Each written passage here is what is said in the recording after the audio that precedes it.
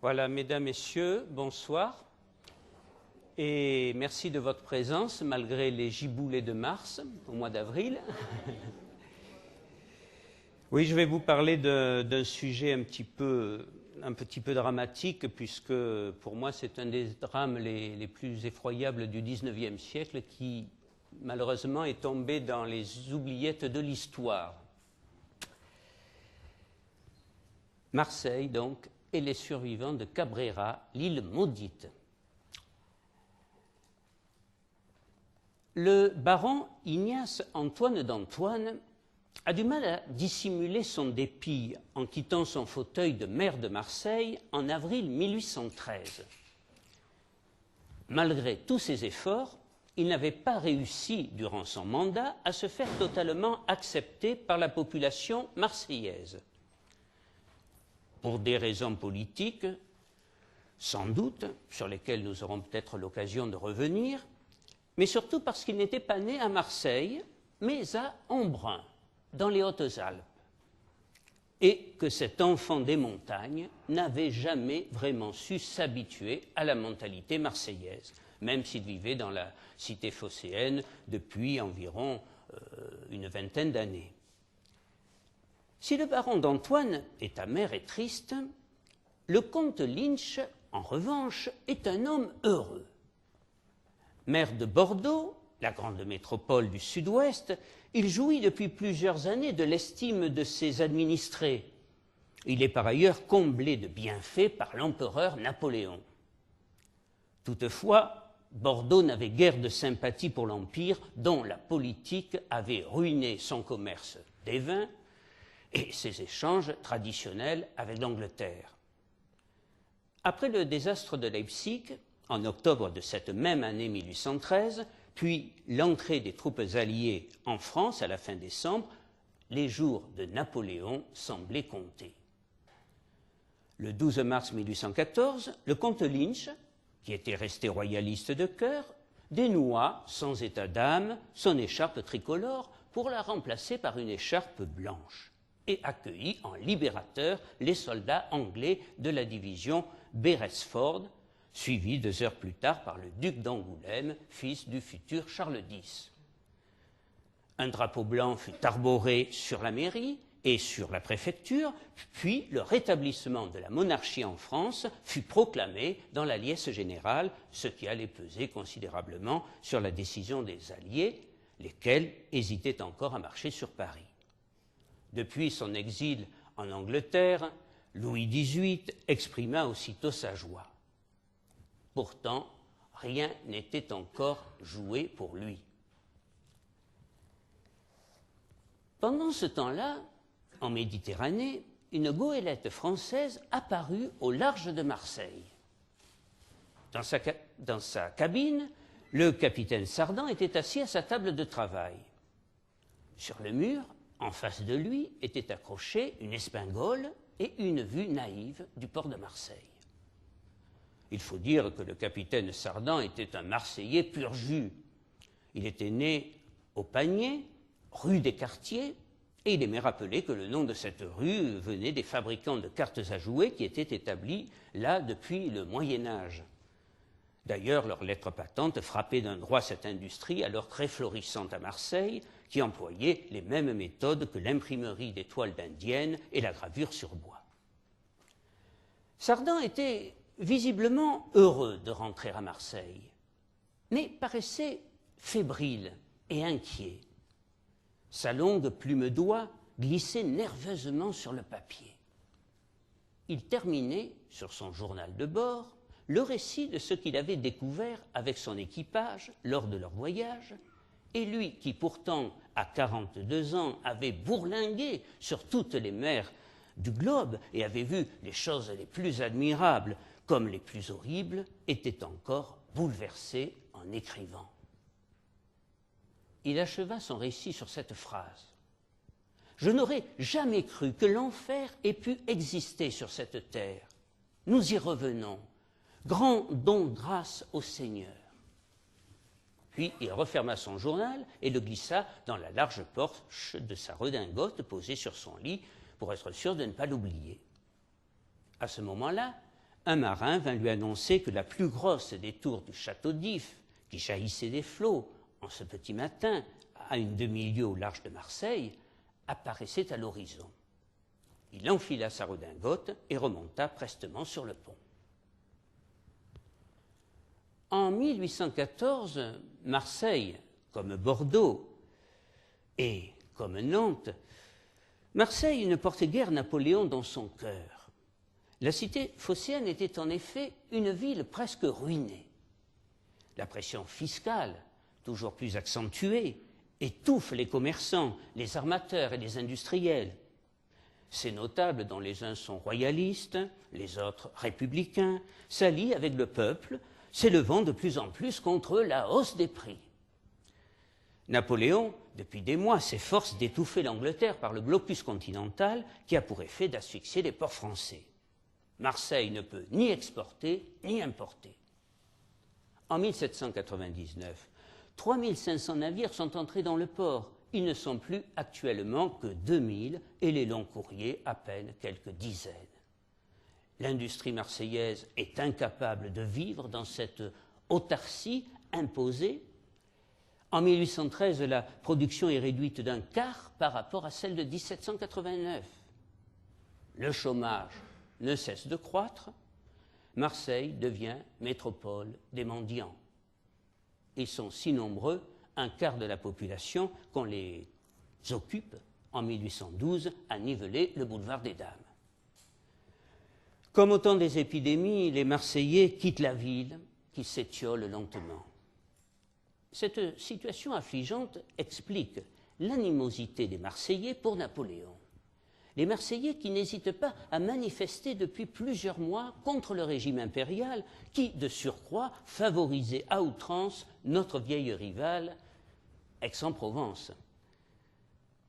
Monsieur Jean-Baptiste Louis Daumier, vitrier de son état, installé place Saint-Martin, n'est pas le dernier à faire entendre sa voix. Fervent royaliste, il ne perd pas une occasion pour railler l'aigle inquisiteur. Jugeant qu'il avait de plus en plus de difficultés à faire vivre sa famille à Marseille, il décida, non sans regret, de vendre ses meubles et de quitter la cité phocéenne pour la capitale, avec femmes et enfants, dont un fils, 2 filles et un garçon, un fils, Honoré Daumier, qui deviendra à Paris, à travers ses caricatures, l'un des plus fins observateurs de la société de son époque. Les jeunes aussi quittent la ville, dans l'espoir d'une vie meilleure ailleurs. À côté des jeunes sans emploi, on remarque un nombre de plus en plus élevé de jeunes qui fuient la ville pour échapper à l'armée. Aucune ville n'a alors autant de déserteurs. Pourchassés par les sbires de Thibaudot, le redoutable préfet, surnommé par la population barre de fer, ceux qui sont repris finissent leurs jours dans les cailloux de la Crau, sur le chantier du canal d'Arles à Port-de-Bouc. On comprend par conséquent que Marseille, comme la Provence tout entière, n'attend décidément plus rien de Napoléon, si ce n'est son départ. Et les Marseillais en viennent à rêver, eux aussi, à la victoire des Alliés, regroupant la plupart des pays européens, et au retour du roi. Napoléon, après ses défaites successives lors de la campagne de France, semble aussi ne plus rien attendre de lui-même et se laisse aller au désespoir. « Je méprisais les hommes comme de la boue. Eh bien, je ne les méprisais pas encore assez, confie-t-il à son aide de camp, Anatole de Montesquieu. À bientôt 45 ans, il veut croire encore en son destin, mais il s'estime trahi, abandonné et assiste impuissant au spectacle affligeant de sa propre déchéance. Il ne pourra même pas empêcher la prise de la capitale par les Alliés et devra abdiquer sans condition le 6 avril 1814, la rage au cœur. Mais voici que la goélette, dont j'ai parlé il y a un instant, a accosté dans le port et son équipage met pied à terre. Ce sont des visages blêmes, des yeux effarés, qui surprennent aussitôt les Marseillais. Et ces hommes commencent à parler, d'abord avec hésitation, Puis, devant l'intérêt que leurs propos semblent susciter auprès des gens, ils se font plus loquaces. Et le récit qu'ils font est si hallucinant qu'ils sont bientôt conduits auprès du gouverneur militaire de Marseille, le maréchal André Masséna, au 53 rue Grignan, où il réside, dans l'ancien hôtel Guillaume de Paul. Le capitaine Sardan lui confie alors son journal de bord qui reprend dans le détail l'exposé de l'équipage. Croisant au large des Baléares, la goélette du capitaine Sardan, arrivée devant Palma, reçut l'ordre de débarquer à 17 km de la pointe sud de Majorque, le cap Salinas, sur un îlot perdu du nom de Cabrera. Un îlot, c'est beaucoup dire.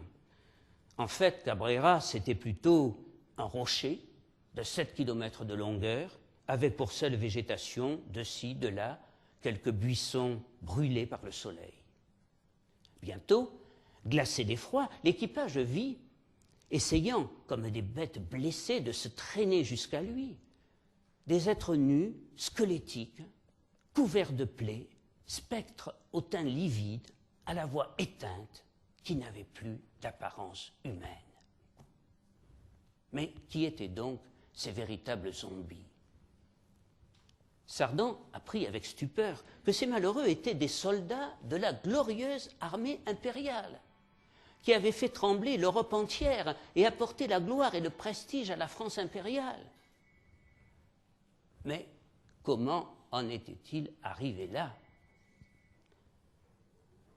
Pour comprendre la genèse de cette lamentable histoire, il est nécessaire de revenir 7 ans en arrière, durant l'été de 1808. À cette époque, le cœur de la France battait encore au rythme de Napoléon. Il lui avait donné d'éclatantes victoires, mais l'ambition du petit Corse n'avait pas de limite. À l'apogée de sa gloire et de sa puissance, il avait résolu d'entourer la France de monarchies vassales qui deviendraient ses alliés naturels. Les trônes d'Europe allaient être répartis entre les membres de la famille impériale. À son frère Joseph, après le trône de Naples, il offrit l'Espagne des Bourbons. Le 6 juin 1808, un décret de l'empereur proclame son bien-aimé frère Joseph-Napoléon, roi d'Espagne et des Indes. Charles IV d'Espagne avait dû céder son trône sans sourciller. Et comme le baron Antoine d'Antoine, maire de Marseille, nous l'avons vu, se trouvait être justement le beau-frère de Joseph Bonaparte, l'une des raisons de son impopularité, de l'impopularité du maire, la moindre des choses qu'il pouvait faire pour le monarque exilé était de lui offrir l'hospitalité à Marseille. Charles IV s'installa donc à l'hôtel Samatan, situé au 33 rue Montgrand, et l'on mit à sa disposition une grosse bastide qui se nommait alors Château Bastide et qui portera longtemps le nom pompeux de Château du roi d'Espagne, bien que les souverains en exil n'y aient jamais demeuré d'ailleurs. Marseille prit vite en sympathie ce roi Charles assez singulier qui faisait chaque matin une promenade à pied, sa canne de bambou à la main, de préférence dans la vieille ville. Et en souvenir de ce roi débonnaire, elle donnera son nom au roi d'Espagne, elle donnera le nom de roi d'Espagne à ce quartier qui se construisit dans les années 60, au pied des Calanques et en balcon sur la rade et les plages, un coin choisi par le roi comme but favori de promenade après les vieux quartiers de la ville et du port. Cependant, en Espagne, dès son installation sur le trône, Joseph-Napoléon eut du mal à se faire accepter. Les Espagnols montrèrent aussitôt une répugnance générale à prendre pour roi un Bonaparte. D'un bout de la péninsule à l'autre, il se forma des foyers d'insurrection. Napoléon, confiant dans ses armées, ne put imaginer que ces valeureux soldats, accoutumés à lutter en bataille rangée selon de savantes manœuvres, puissent être mis en échec par un peuple sans organisation, presque sans armes, sans discipline, mais dur à la fatigue, sobre, courageux et surtout résolu à défendre pied à pied son sol et sa religion. Joseph qui avait refusé d'abord cette couronne que son frère lui a portée sur un plat d'argent, reçut un accueil glacial en Espagne. Pas un cri, pas un mouvement en sa faveur. Seules les troupes françaises saluaient le frère de l'empereur à son entrée à Madrid le 20 juillet 1808. 3 jours seulement après son installation, la cour du roi se trouva soudain déserte. Courtisans, ministres et officiers avaient disparu, comme par enchantement. On sut bientôt le secret de cette disparition. La veille, le général français Dupont de l'Étang avait capitulé à Bailén avec 20 000 hommes.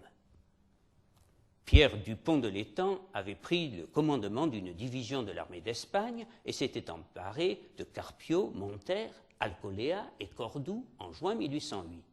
C'était un brillant général, courageux et à qui tout semblait réussir. Il s'était magnifiquement illustré à Marengo, puis avec ses 15 000 hommes au passage du Mincio en battant 45 000 Autrichiens. Depuis, il était surnommé par ses soldats le général audacieux et il allait sans doute devenir très bientôt un maréchal de Napoléon. En tout cas, tout le laissait supposer. Mais qu'il était brave et bon manœuvrier en rase campagne, c'était un piètre tacticien dès lors qu'il devait se battre devant ou dans une ville, et c'est ce qui allait arriver. Obligé de se replier sur Andújar, il va se trouver bloqué dans Bailén, grièvement blessé, et décida de demander un armistice au général espagnol Castanos le 22 juillet.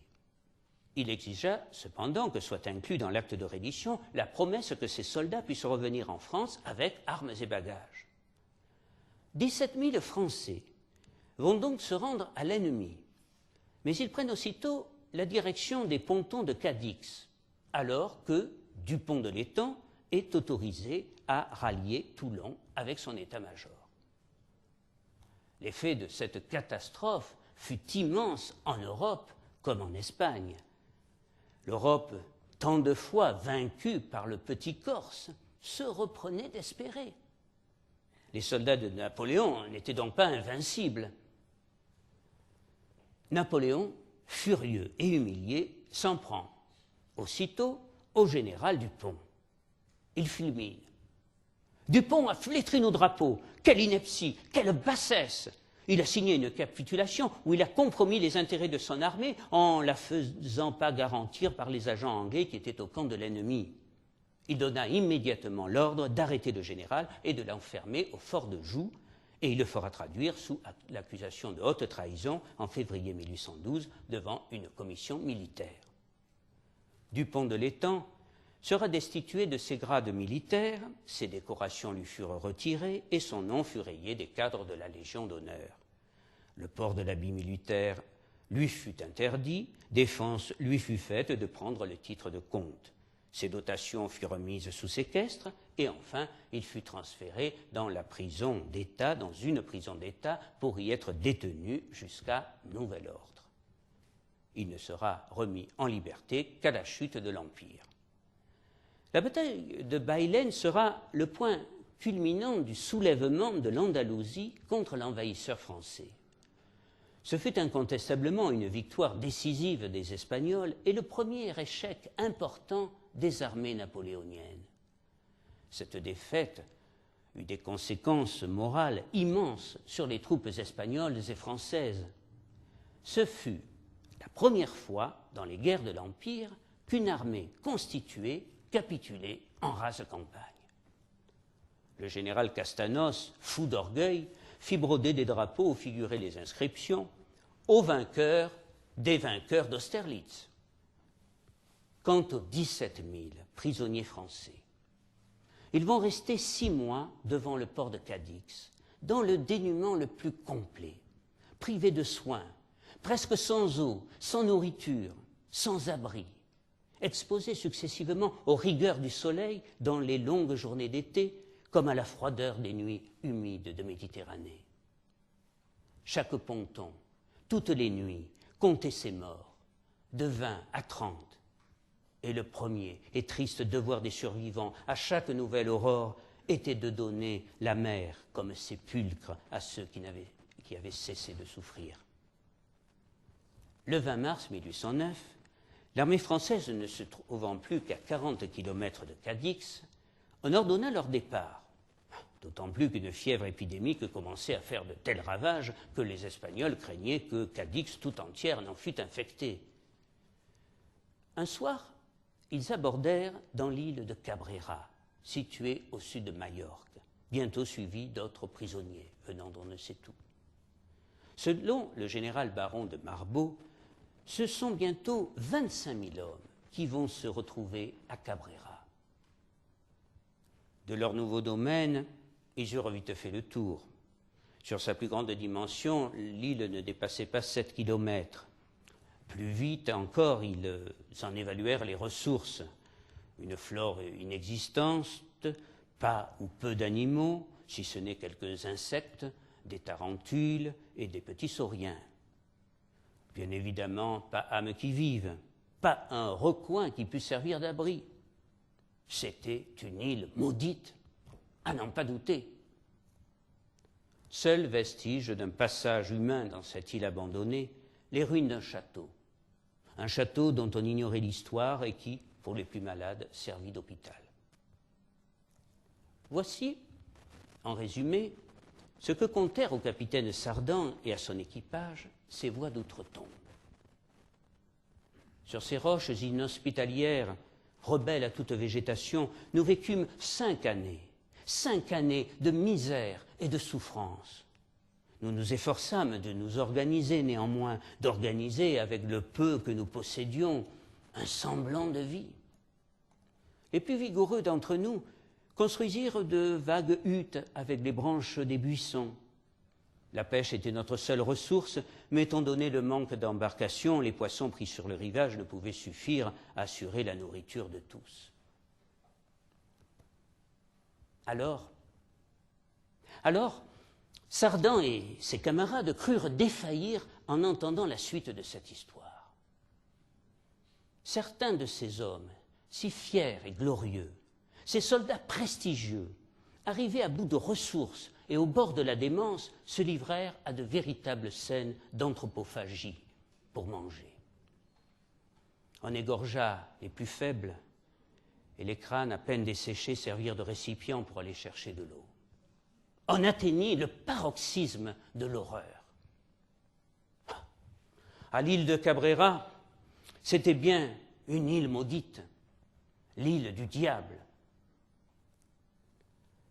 Masséna a lu le journal de bord de Sardan et en arrive à ces dernières lignes. Je n'aurais jamais cru que l'enfer ait pu exister sur cette terre. Et pourtant, Cabrera, à l'origine des temps, fut béni des dieux. Ne dit-on pas, en effet, que la chèvre Amalthée, au moment de nourrir Zeus, père de l'Olympe, aurait, d'un jet de son lait, créé la Voie lactée, puis qu'elle aurait choisi pour y séjourner les rives mêmes de Cabrera.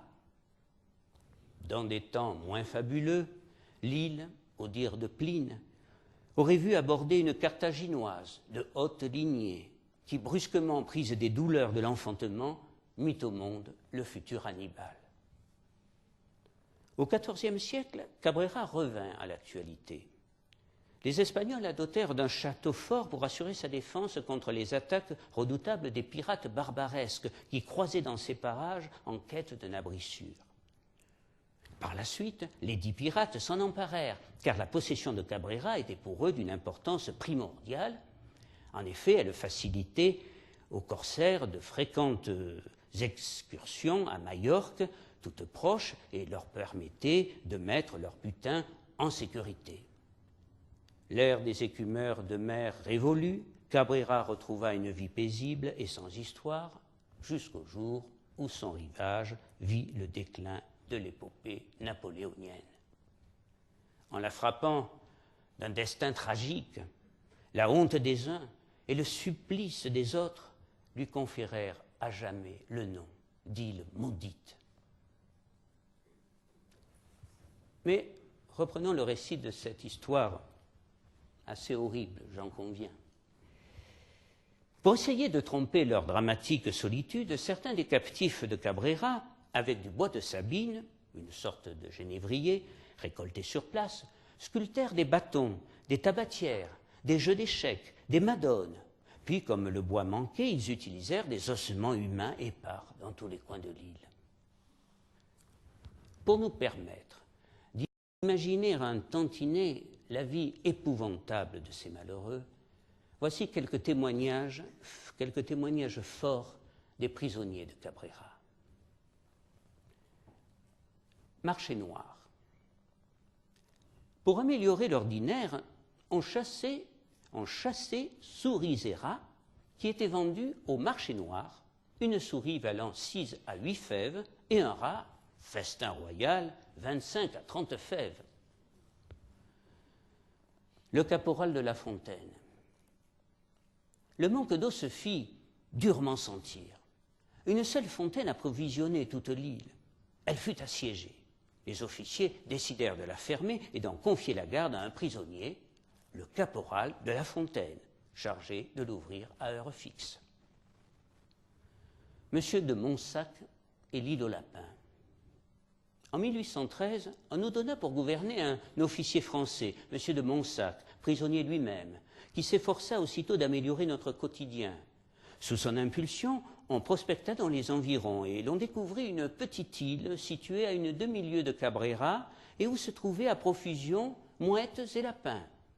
On la nomma naturellement l'île aux lapins.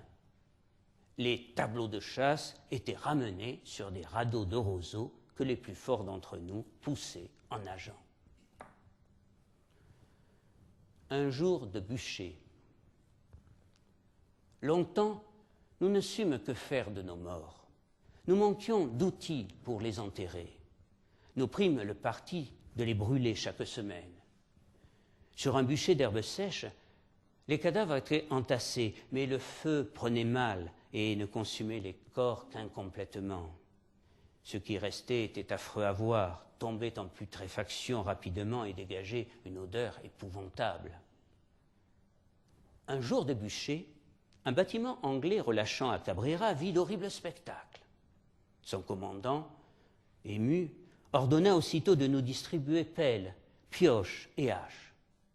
À partir de ce moment-là, nous pûmes enterrer nos morts et construire, avec des outils, de petites maisons en pierre pour remplacer nos baraques délabrées. Les années d'épreuve se succédèrent ainsi sans que le temps n'améliorât de façon significative le sort de ces malheureux. Du haut des roches les plus élevées, tous les jours ils guettaient, avec l'espoir toujours déçu d'apercevoir des bateaux français. Les malheureux ignoraient que seuls Espagnols et Anglais croisaient dans ces parages, justement pour empêcher les nôtres d'approcher. De temps à autre, un petit bateau espagnol s'amarrait à proximité de l'île et déposait sur la rive du ravitaillement. Les captifs n'avaient pas le droit d'approcher tant que les Espagnols n'avaient pas repris le large. Mais l'irrégularité même de ces apports était démoralisante pour ceux qui ne vivaient que d'espoir. Tel était le sort réservé par Sa Majesté très catholique le roi d'Espagne aux fiers soldats de la Grande Armée. S'il avait eu dans l'idée qu'il fallait humilier ces hommes au point de les rabaisser au rang de bêtes, il est indéniable que cela eût été une réussite incontestable. Et puis, les malheureux survivants de Cabrera furent oubliés par tous, à commencer par la France qui préférait se souvenir des soldats vainqueurs d'Austerlitz ou de Wagram que des soldats battus et capturés de Baylen. Ceux-là, il valait mieux les oublier, comme on oublie de mauvais souvenirs. La responsabilité de cet oubli était une responsabilité collective. Nous étions tous responsables, tous complices du grand silence qui tomba comme une chape de plomb sur ce drame épouvantable. Masséna opina de la tête. au 53 de la rue Grignan, après un pareil récit et devant tant d'horreurs, tous ceux qui étaient là, aux côtés du gouverneur militaire, restaient sans voix. Sardan finit par rompre le silence pour indiquer qu'étant simplement en mission de reconnaissance, il n'avait pu songer à embarquer sur le champ tous ces malheureux. Il avait dû se contenter de leur promettre la fin imminente de leur martyre en les conjurant de ne pas perdre espoir. Les autorités de la ville mirent alors en place une flottille destinée à les ramener à la civilisation, c'est-à-dire à la cité phocéenne. Vers la mi-mai, celle-ci apparaîtra vers Cabrera et le 29 mai, les captifs virent enfin les voiles de la délivrance. La flottille en provenance de Marseille mouillait devant Cabrera. Voici le témoignage émouvant d'un témoin de ce grand moment. En mai 1814, la flottille en provenance de Marseille arrive à Cabrera. Dans la hune du premier navire, un homme de l'équipage saisit un porte-voix et hurle « Délivrance! Délivrance aux captifs !» L'émotion saisit alors les survivants de Cabrera. Alors les marins grimpent dans les haubans, agitant bonnets et mouchoirs, et reprennent en chœur « Délivrance aux captifs! Vive les courageux prisonniers de Cabrera !» Entre-temps, c'est vers une autre île méditerranéenne que Napoléon faisait route. Dans la nuit du 12 au 13 avril, il avait appris que les Alliés avaient choisi l'île d'Elbe, à l'est de sa Corse natale, pour dernier théâtre de sa destinée. Buvant le calice jusqu'à la lie, sur la route de l'exil, l'empereur déchu découvrira avec stupeur la haine populaire en Provence. Acclamé jusqu'à Lyon, il est hué à partir d'Orange et en Provence. Il mesurera la violence des ressentiments à son égard alors qu'il était acclamé par ces mêmes foules 15 ans plus tôt lors de son retour d'Égypte. À Orgon, la colère atteint un paroxysme. Le peuple se cramponne à sa voiture et lui adresse les pires injures. Et devant l'auberge où il était prévu qu'il s'arrête, avait été élevée une potence à laquelle était suspendu un mannequin couvert de sang, censé le représenter, avec cette inscription placée sur la poitrine ainsi conçue: « Tel sera tôt ou tard le sort du tyran. » Napoléon est pâle et défait devant cette scène odieuse et ne dit pas un mot.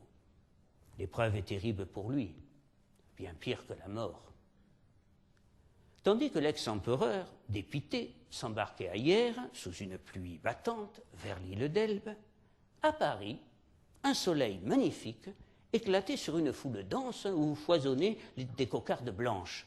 Des canons de fusil de 20 000 gardes nationaux jaillissaient des fleurs de lys. Les derniers obstacles levés, Louis XVIII était officiellement reconnu comme roi de France et faisait son entrée à Paris le 3 mai 1814. La cérémonie était grandiose, mais elle manquait d'enthousiasme. Les applaudissements étaient mesurés et contraints, comme si le peuple de Paris paraissait se défier de ces inconnus assez peu décoratifs. Encore le roi, en grand uniforme de maréchal de France, fit-il quelque effet lorsqu'il saluait de son colossal bicorne. Mais sur ses compagnons, les commentaires furent désobligeants et des rires moqueurs fusaient même de ci, de là. La raideur de la duchesse d'Angoulême, Madame Royale, fille de Louis XVI, cuirassée d'une robe lamée d'argent et coiffée d'un bonnet ridicule, souleva une impopularité spontanée. C'est l'Euménide au teint pâle, à la paupière sanguine, Madame la Rancune, écrira le général Thiébaut. Et les autres portraits du même mémorialiste ne sont guère plus enthousiastes. Le duc d'Angoulême, par exemple, son époux, fâcheusement costumé en général anglais, y est Gilles ou Pantin, ne sachant sur quel pied danser. Le duc de Berry, second fils de Charles X, un portefaix jouant le rôle de baron. Le vieux Condé et son fils le duc de Bourbon, deux débris. Les voltigeurs de Louis XIV, sobriquet qui allait faire fortune et être infligé à tous les vieux aristocrates fidèles ayant partagé jusqu'au bout l'exil monarchique, et semblant, par leur vêture, leurs allures, leurs manières, des revenants du siècle passé. Le cortège gagna Notre-Dame de Paris, où l'on célébra le Te Deum, puis on passa devant le Pont-Neuf, où l'on avait hâtivement moulé un plâtre de Henri IV pour gagner les Tuileries. Louis XVIII prit possession des appartements de l'empereur, où les fleurs de lys recouvraient déjà les abeilles. La duchesse d'Angoulême, qui n'avait plus revu le palais depuis la fameuse journée du 10 août 1792, s'était évanouie. On la ranima à force de sel, et quand elle fut remise, Louis XVIII l'entraîna à ses côtés et, sous les acclamations populaires, il plaça une couronne de fleurs sur la tête de sa nièce. Celle-ci s'efforça de grimacer un sourire, mais un témoin peu bienveillant assure que le cœur n'y était pas, c'est le moins que l'on puisse dire, et que Louis XVIII lui-même, tout en jouant sa comédie de père du peuple, regardait la foule avec mépris et murmurait entre ses dents « Oh, les scélérats, oh, les jacobins, les monstres !» Si Paris semble accueillir avec une certaine tiédeur la Restauration, à Marseille, alors au contraire, c'est la liesse. On passe une corde au cou de l'empereur de granit trônant cour Bonaparte, actuellement cour Pierre Puget, et le peuple de Marseille traîne dans la boue et la poussière la tête de Napoléon. Barre de Fer se sauve, échappant de justesse au lynchage. Le maire, Jean-Baptiste Jacques Marquis de Montgrand, émigré mal repenti, qui avait succédé au baron d'Antoine en mars 1813, fait arborer le drapeau blanc. Le maréchal Masséna, oubliant sa jeunesse de petit mousse niçois, devenu prince d'Essling par son courage et par la décision de l'empereur, rallie la royauté sans état d'âme.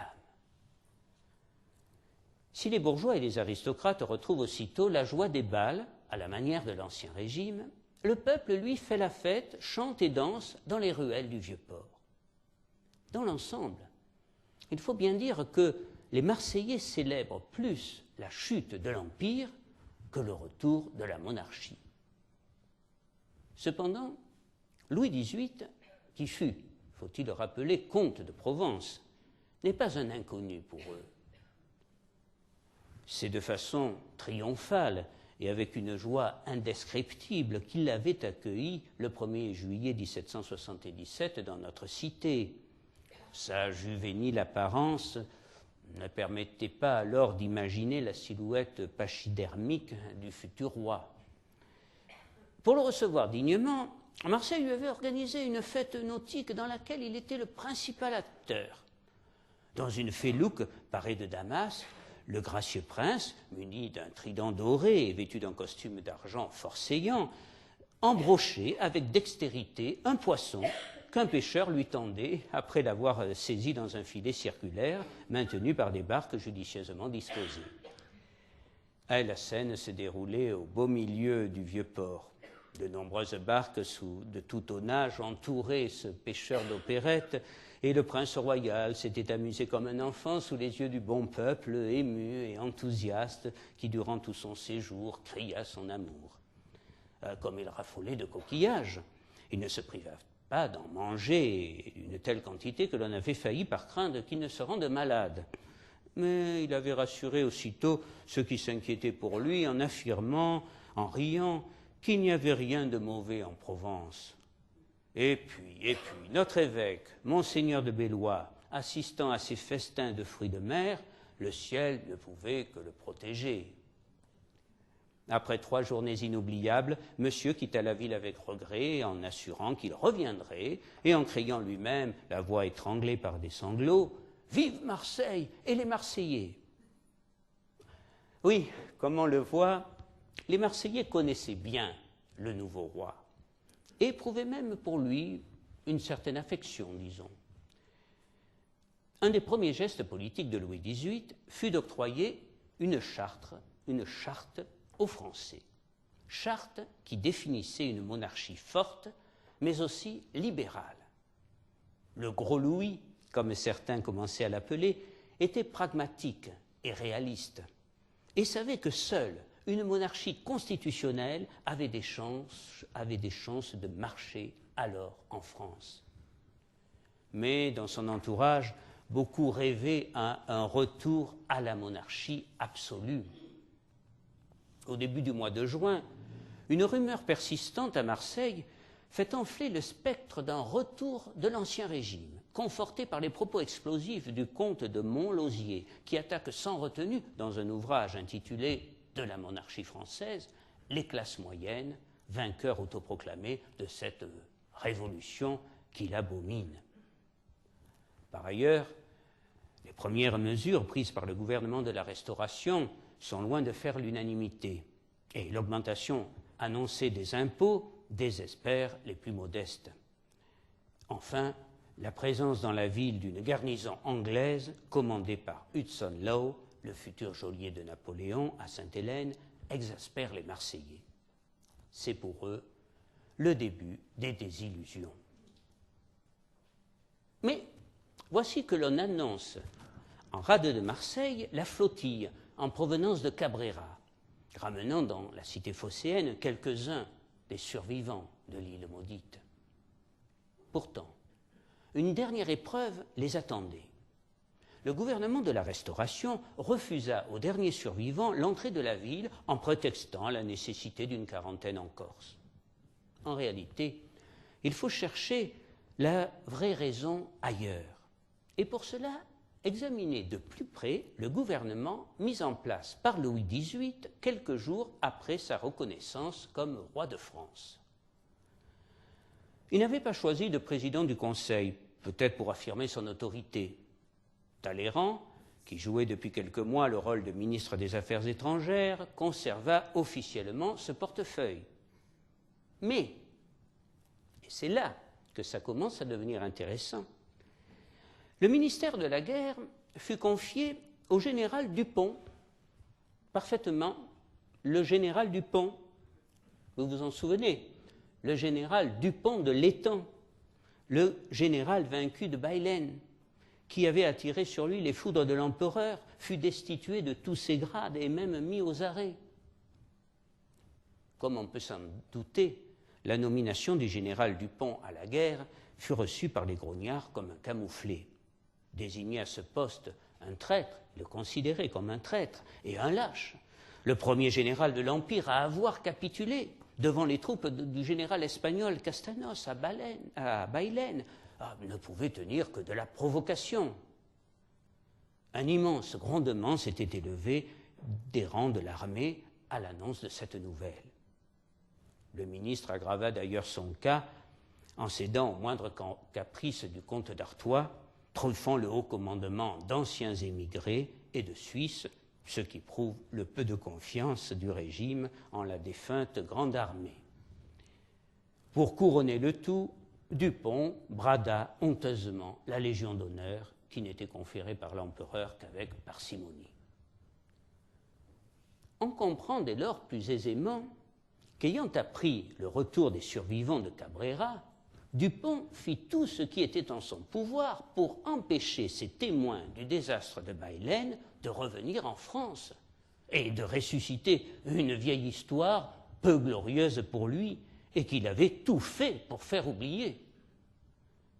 Mais c'était sans compter sur la détermination et l'opiniâtreté des Marseillais. Profondément émue devant tant de souffrances, la population marseillaise n'admit pas que les malheureux survivants de Cabrera ne puissent pas débarquer à Marseille. Dès l'annonce de leur arrivée, profondément émue par leurs souffrances, elle avait organisé une réception quasi triomphale. Dans les rues, tout autour du port, des tables fleuries avaient été dressées, chargées de viande, de poissons, de fromage, de fruits, de linge, d'argent. L'interdiction du gouvernement provoqua la consternation, puis la révolte. Les femmes de Marseille, entraînant leurs maris et leurs fils, se dressèrent farouchement décidées à s'opposer au départ pour la Corse. Devant cette explosion de colère inattendue, le gouvernement de Louis XVIII, déjà particulièrement décrié, dut capituler et renoncer à ce projet monstrueux et inhumain. Le général Dupont dut faire profil bas et les survivants de Cabrera furent reçus comme des héros dans la cité phocéenne. Un témoin exceptionnel, véritable mémorialiste de notre ville à cette époque, et que les Marseillais redécouvrent aujourd'hui grâce à Hélène Échinard, Julie Pellizzone, nous décrit dans ses souvenirs, avec une très grande émotion, les survivants de Cabrera. Ils étaient 3500 précisément, selon les registres du Lazaret, et souligne l'élan de solidarité qu'ils suscitaient auprès des Marseillais. Je cite Julie Pellizzone. « C'était une chose à la fois hideuse et pitoyable de voir ces pauvres gens, maigres comme des squelettes, nus ou à moitié couverts de lambeaux pourris, sans aucun reste de chemise, ni bas, ni souliers, mourant de faim et racontant des choses inouïes de ce qu'ils ont souffert dans leur longue captivité. Un jour, ils étaient si affamés qu'ils s'emparèrent de la bourrique chargée de leurs provisions, ils la tuèrent pour la dévorer. Ces malheureux ont été accueillis par les habitants qui se sont empressés de leur donner des souliers, des chemises et quelques hardes pour se couvrir. On leur donnait aussi du pain et de la soupe dont ils avaient grand besoin. » C'est toute la ville, toute classe confondue, des pêcheurs du quartier Saint-Jean aux grands bourgeois, armateurs et financiers, toute la ville, des royalistes aux républicains, qui secouraient et célébraient ces gens dont on peut dire qu'ils étaient parvenus, par leur martyre, à se hisser au-dessus des convictions et des idées étriquées et d'accéder à un statut supérieur, celui des intouchables, des icônes vivantes. Des festivités populaires, comme Marseille n'en avait plus connu depuis celle précédant la Révolution française, se déroulèrent pendant plusieurs jours. Le maire de Marseille rencontra chacun des survivants et leur remit une somme d'argent conséquente pour leur permettre de refaire leur vie dans notre ville. Les discours succédèrent aux discours, les processions religieuses aux messes solennelles, et ces hommes, si durement atteints dans leur chair et dans leur dignité d'homme, eurent le sentiment de revenir à la vie, de ressusciter en quelque sorte. La plupart ne ressentaient aucun ressentiment, et leur force de caractère, leur bravoure et leur humilité touchèrent tous les Marseillais. « Quel bel exemple pour notre jeunesse !» s'écria Masséna avec emphase. « Les Marseillais se souviendront toujours des souffrances inouïes de ces hommes qui, en dépit de tout, ne perdirent jamais l'espoir et la foi », proclame Charles Fortuné de Mazenot, qui sera évêque de Marseille en 1823. Mais ce qui surprit sans doute le plus les Marseillais, dont on a vu qu'ils s'étaient réjouis de la chute de l'Empire, c'est que les survivants de Cabrera n'en voulaient nullement à Napoléon, ni au général Dupont, ni même, semble-t-il, aux Espagnols et aux Anglais. Ils n'avaient fait que servir la France, comme disait l'un d'eux, et la France mérite bien tous les sacrifices. 3 ans ont passé. Nous sommes en 1818. Après l'épisode tragicomique des 100 jours et le dégommage définitif de Napoléon, Louis XVIII est à présent bien installé. Et après les excès de 1815, le gouvernement est bien plus modéré. Le général Dupont, accusé de toucher des pots de vin, avait été soudainement remercié en décembre 1814 et remplacé par le maréchal Soult. Le marquis de Montgrand est toujours maire de Marseille et le demeurera jusqu'en 1830, et le nouveau préfet, Christophe de Villeneuve-Bargenon, qui a commencé sa carrière sous l'Empire, est un homme ouvert qui appartient encore, par bien des côtés, au siècle des Lumières.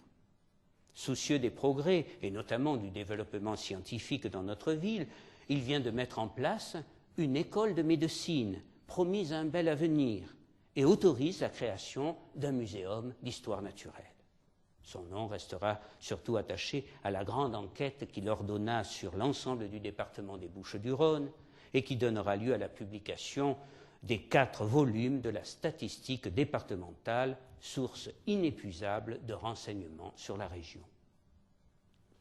Mais ce qu'attendaient surtout les Marseillais, c'était la reprise économique, et celle-ci, bien qu'annoncée régulièrement, tardait à arriver.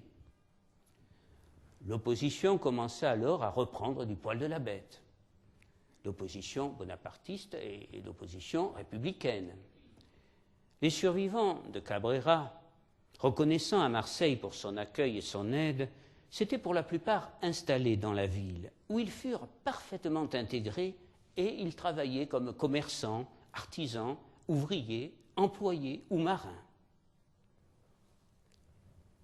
À la fin de cet été 1818, le maire de Marseille reçoit son homologue de Bordeaux, le baron Lynch, dont on a vu que sa ville fut la première à avoir annoncé la proclamation de la monarchie en France.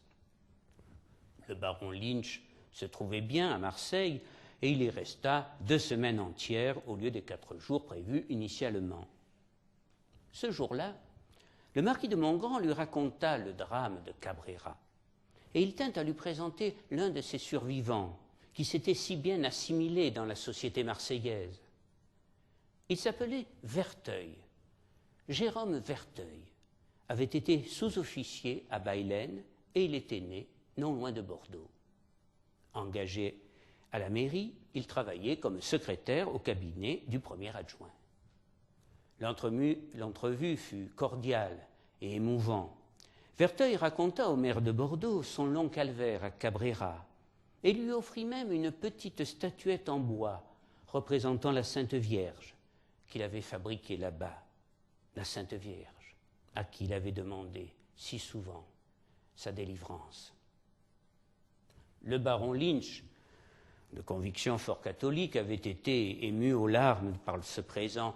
Comme il disait qu'il avait perdu tout contact avec la famille qui lui restait à Bordeaux, le baron lui promit de faire des recherches pour lui. Quelques mois plus tard, Marseille allait encore vivre des minutes extraordinaires avec ceux qu'on appelait à présent dans la ville les anciens cabrériens. Tous avaient gardé en mémoire le nom d'une femme qui, durant leur captivité, se donna comme tâche d'atténuer leur souffrance. Ils la connaissaient sous le nom de Madame d'Orléans. Proscrite comme eux, elle avait débarqué à Port-Mahon, dans l'île voisine de Minorque, avec sa fille. Elle n'ignorait rien de la misère inouïe des Français captifs, et pendant des années, elle mit tout en œuvre pour leur faire parvenir des secours d'urgence chaque fois que les autorités espagnoles acceptaient de laisser acheminer ces dons. Une trentaine de prisonniers, grâce à ses incessantes intercessions, lui durent même leur libération.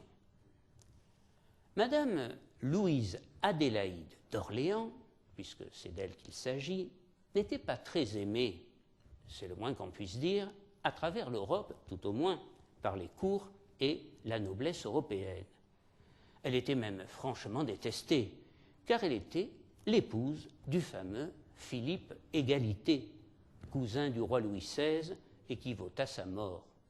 Philippe Égalité, le régicide, mort lui aussi sous la guillotine en 1793.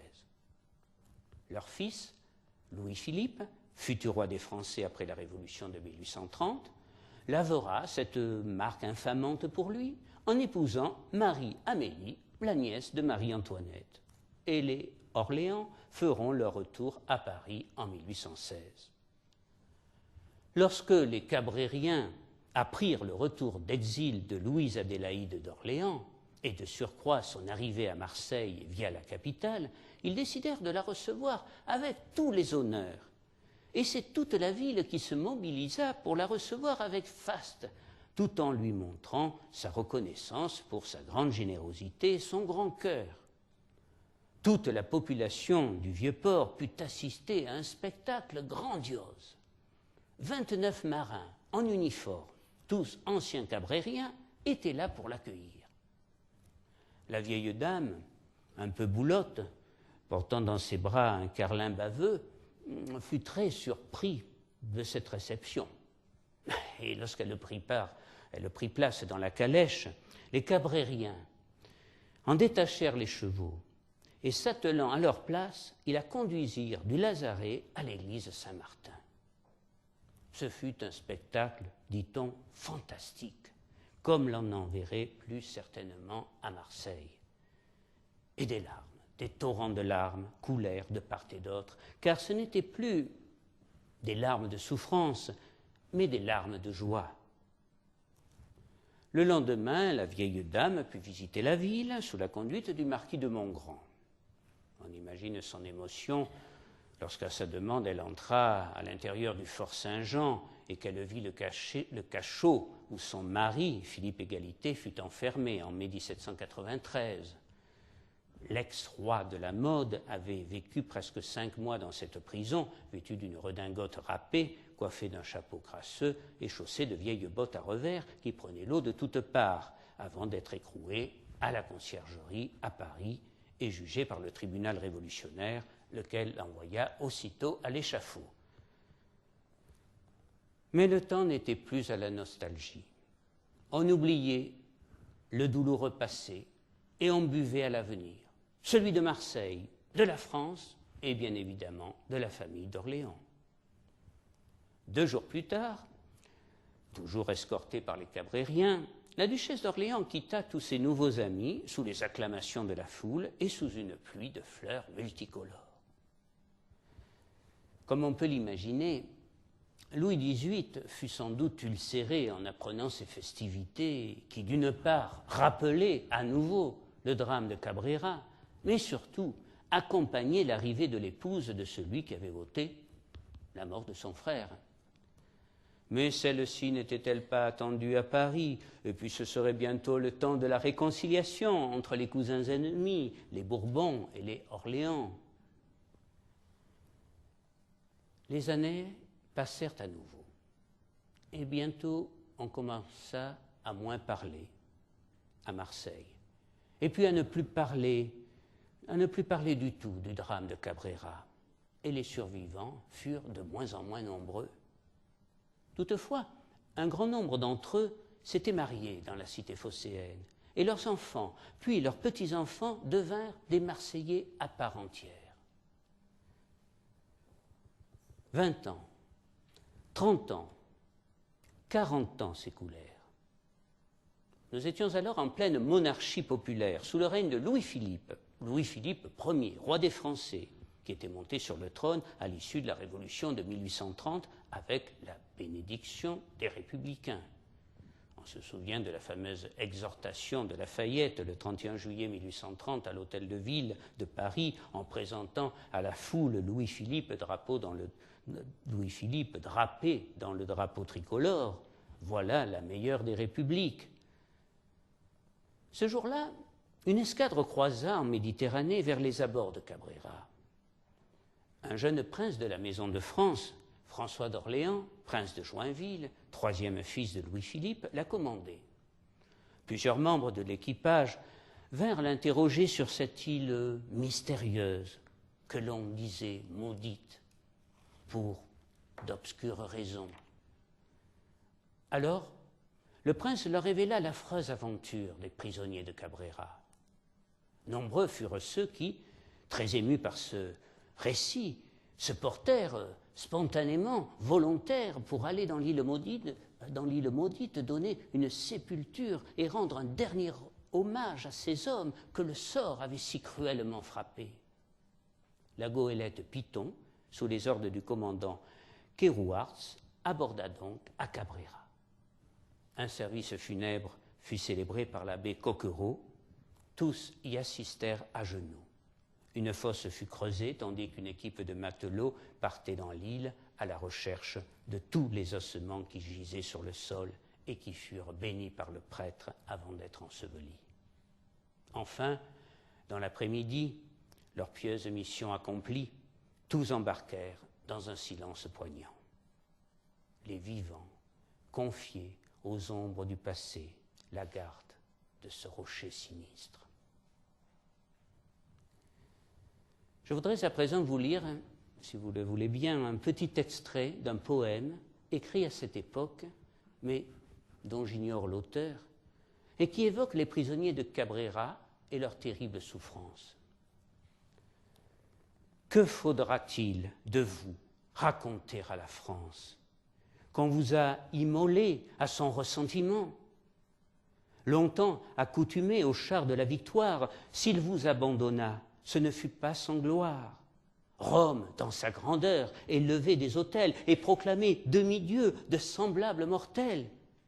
L'histoire redira vos malheurs, vos faits d'armes, et la postérité vous donnera des larmes. Un mausolée sera édifié plus tard dans l'île de Cabrera.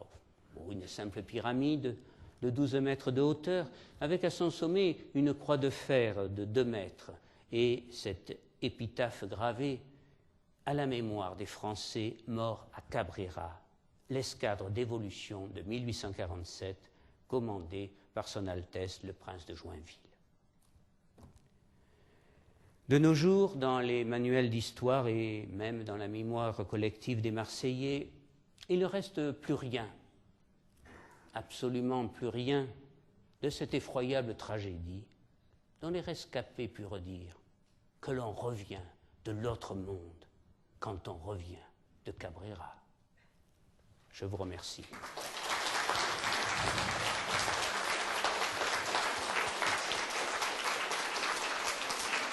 Merci beaucoup.